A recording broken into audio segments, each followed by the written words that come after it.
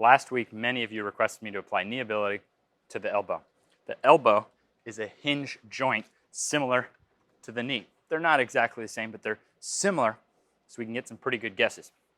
Now, when we're walking backward or sledding backward, the foundation of knee ability is reversing out knee pain by walking or sledding backward. You're pushing through the toes, extending the knees. You're having to strengthen. You're actively getting stronger, but in a really gentle way that increases circulation. So I think with 2 exercises here, setting a 1-minute timer for each, 3 rounds of each. So this would take you 6 minutes. I like 5 minutes of backward sled. Some people like to do more, but that would be like a really foundational thing, would be 10 minutes of backward walking or 5 minutes of backward sled. So this won't take much longer. These are crazy cheap, like a few bucks each on Amazon. Just search finger expanders. And you'll notice if you set a 1-minute timer and go, that you're not just working out your fingers and your wrists. You'll start burning up through to your elbows. So I think if we alternated by working those finger extensors, because in life people like tennis elbow, okay? You're gripping this racket all the time. So to reverse out tennis elbow, we probably got to reverse out the grip, and then we can get some strengthening super gently. So with a band, see, you could start really low, hold that end position, or you could go higher. This is about 10 bucks on Amazon, a floss band. So all I've used so far is finger expanders, floss band, and you can get a strengthening workout really gently. So I would say a minute of this, a minute of the finger expanders would kind of, those two together is my best guess to mimic that reverse out knee pain. Now, as we come up in knee ability, then we start directly working into the tibialis and other names. I don't want to get too technical in this video, but basically we start working our way up toward the knee. So let's look now how we can work our way up toward the elbow. This next part starts out boring, but then gets more interesting. Now, a lot of people have done wrist curls and might have a pretty strong forearm, but you'd want to be able to do at least half of that in reverse. So some people with elbow problems and wrist problems will find they're way weaker here than here. This would be similar to like your calf and tibialis muscles. So a lot of people have never trained the tibialis muscle, and it's just a terribly weak link. So their body develops out of balance from the way it was designed, and then have problems through the ankle or shin or knee. And it's the same thing through the wrist and forearm and elbow. Now it's actually going to get more interesting though.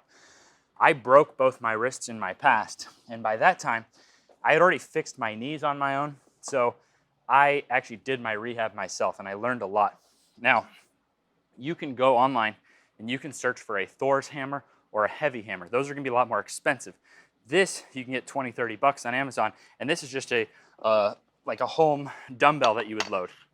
But by putting some bike handle grip on one side, now I have a top of the line device to work this motion of the wrist and this motion of the wrist. So the concept is still the same, and you'll see a lot of people won't even be able to reach with strict elbow in. A lot of people, for example, will be able to go this way, but when they go this way, people with elbow pain, to do a 10-pound weight like this, they would get crushed. So there, I found I was super weak.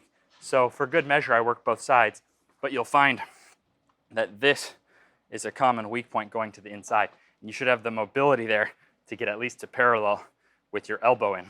Now, since this is a pretty tough starting point, and obviously advanced people, you would even add load to this, but just about anyone could go to a home improvement store and buy a light sledgehammer. So right there in the store, you could find what level you could do without pain, and then you could do reps. This also then allows you, again with load there, with the arm staying straight, to flex the wrist this way, and to flex this way. So really, I think of the wrist having 6 unique motions. You've got the flexion and the extension, and then I'll spare you the words, but it's based on these inside and outside bones. You then have unique strength and mobility that way, and that way, and that way, and that way. So you really have 6 different, not even including opening your finger, 6 different wrist motions. Usually if someone's training it, they're just doing that wrist curl. and wondering why they have problems, much like the knee. So none of these things are mandatory in my programs. What does then become part of the program would be similar to being able to fight your body weight on a Nordic. So if you think about the knee being pried apart and you wanted to reduce the chance of tearing stuff in your knee, again, I'll just spare you too many different words for one video. If you wanted to make that more bulletproof, well, imagine someone who can perfectly lower down on a Nordic. And that's pretty cool because not only is a Nordic bench super cheap, but currently for over 2 months now, I've been using a Nord stick for 30 bucks and able to work on that motion. So for the elbow, how people curl, you'll notice if you turn this way, and again, you should be able to achieve perfectly straight there, to curl this way and then be able to resist down, you'll find people are very weak. And ideally, you want to actually be able to do 75% of what you could curl. You'd want to be able to fight down with your wrist like that.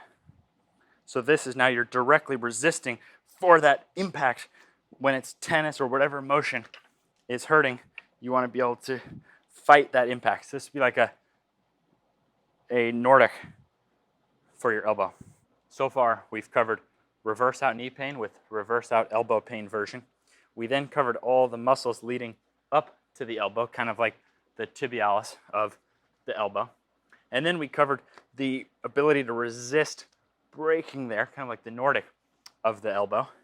So what would the ATG split squat of the elbow be?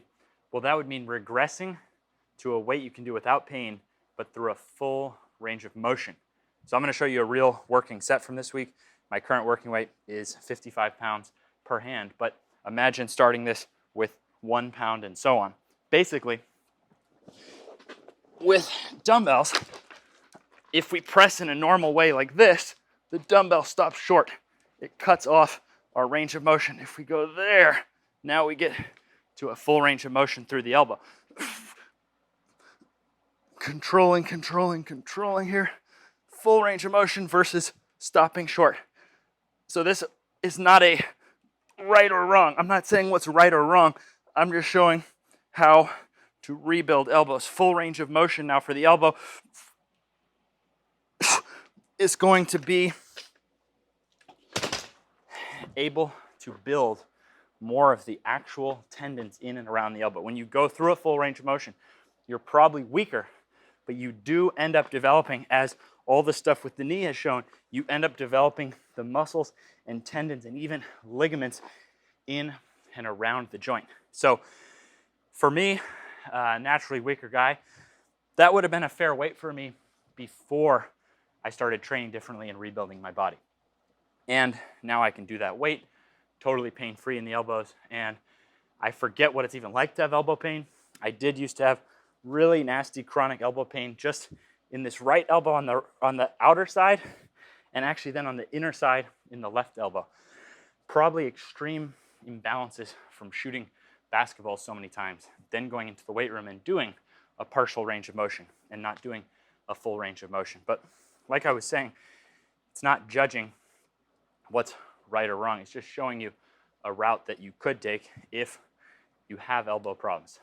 Knee ability is not something to be forced on someone. Elbow ability is not something to be forced on someone. So in general, I know I can resist really well this way. I train through a full range of motion with my elbows. I don't have elbow problems. Someone doing my programs who has actively elbow pain might want to add in the reverse out elbow pain and all the areas leading up to the elbow. In conclusion, there's currently an elbow surgery epidemic in youth baseball, just like there's a knee surgery epidemic in my sport, basketball. That's because when I had my elbow pain, I was able to just stop doing whatever hurt it, but I couldn't stop thrashing my knees on the basketball court, just like a baseball player or a tennis player can't stop thrashing the elbow.